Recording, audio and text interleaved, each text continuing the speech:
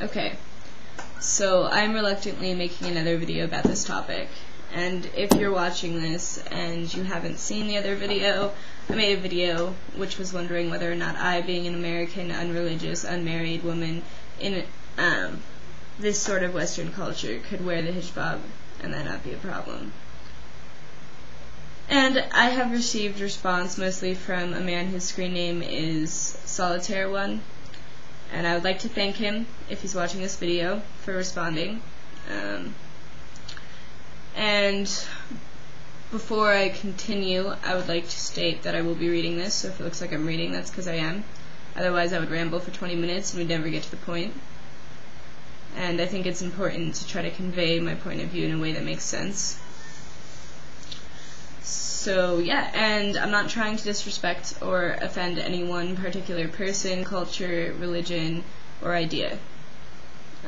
That is in no way my intentions. And if you have any comments, whether those are nice, not nice, questions, answers, feel free to leave me them down here.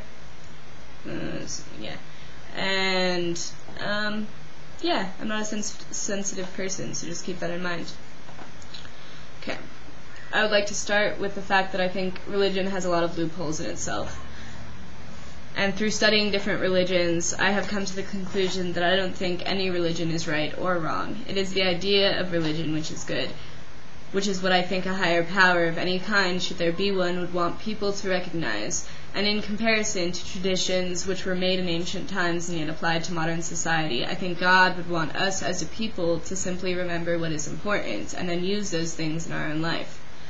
For example, modesty is defined as the quality of being modest, freedom from vanity, boastfulness, etc., a regard for decency of behavior, simplicity, and moderation. But we as a people always think it means your appearance, when, for example, if I wore a hijab and covered everything but my hands all my life and still slept with half of the village, I am still a whore, am I not? And that is not modest, is it not? And if so, then why does that not work conversely? And if I dress in jeans and a t-shirt but do not sleep with the whole village, then how come I'm a whore anyway? I think God would want me to be a modest person and spend more time developing my character and knowledge, not making sure every inch of the truth, which is myself, is covered. There is a saying, I have it on my wall, and I think it describes this perfectly after reading the email. I would much rather die on my feet than live on my knees. Or as Thoreau would have it, not when I come to die, discover I had not lived. And as far as the whole rape thing is concerned, we as a society always focus on the wrong part of the problem.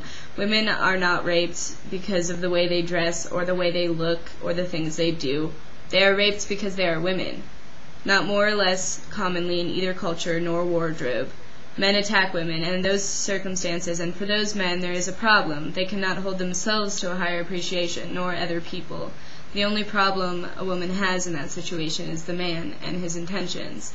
Rape is a weapon, and conversely so, the only defense against a rapist is a woman or her weapon, not a scarf.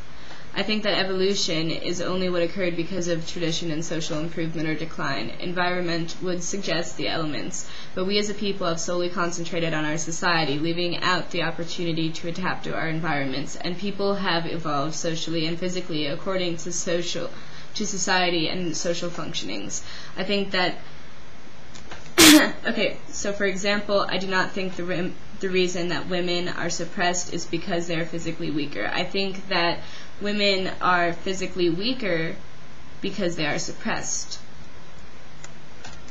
And I do not personally think that standing at the gates or archways or portal into a better place, whether that means heaven, a better life, or merely 1,000 years of rest, some prophet or God is going to approach me after all of this time and after knowing all of these things about all of my life and say, listen, Tammy, I know that you have set out to do what you wanted and done that. But on Tuesday, in June of 2008, you wore a tank top, and this weighs heavily on my soul, friend. I think God has more important things to worry about, like the atmosphere, senseless bickering over land, which is taking place in so many places in the world, about starvation, violent crime, and so-called holy wars. I think that to religion, we as a human race have stuck up our nose. We fight more in His honor than we do create peace in His honor. and call me crazy, but I don't buy into such bogus that this is what Muhammad, Jesus, God, Buddha, Krishna, or Mother Nature had in mind. And perhaps that's why things are so shitty, not because of homosexuals who are too flamboyant for rage, not because of sex fiends who make pornos or women's liberation. And we as a society always blame it on things which are so much more complicated than the truth. Which doesn't make sense, because if I was going to lie, I would at least lie in a way that would make things easier for me and not harder. We always pass it off on things like liberals, conservatives, small education, organizations, media, the government, race, origin, creed, and never simply admit that we know that people, since the beginning of time, have been aimed at all the wrong things and for all the wrong reasons. And we just sat here and let this happen, saying that what will be, and that it's just a test of our faith, and we never got off our asses to fix the messes we watched our world getting into.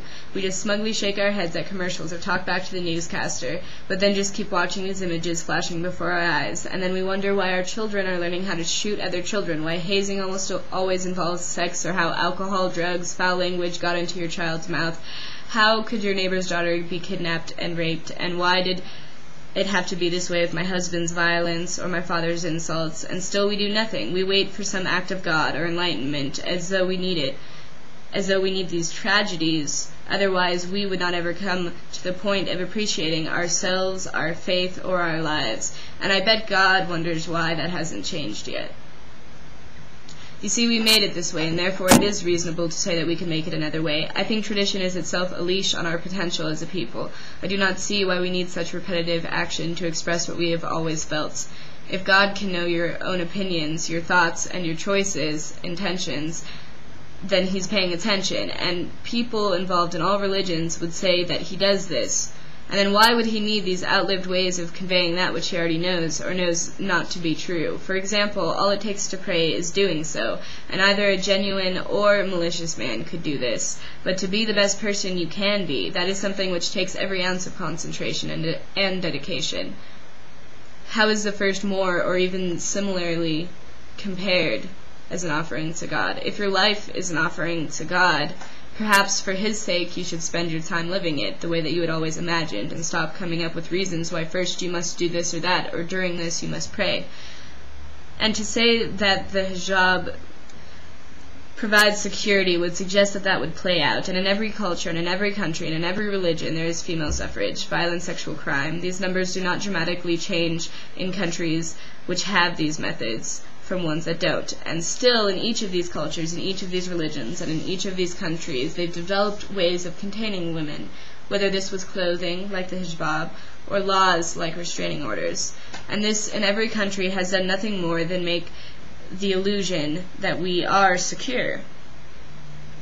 Why not, instead of veils, or curfews, marriage, or protection orders, do we as a people simply establish ways for our women to merely defend themselves?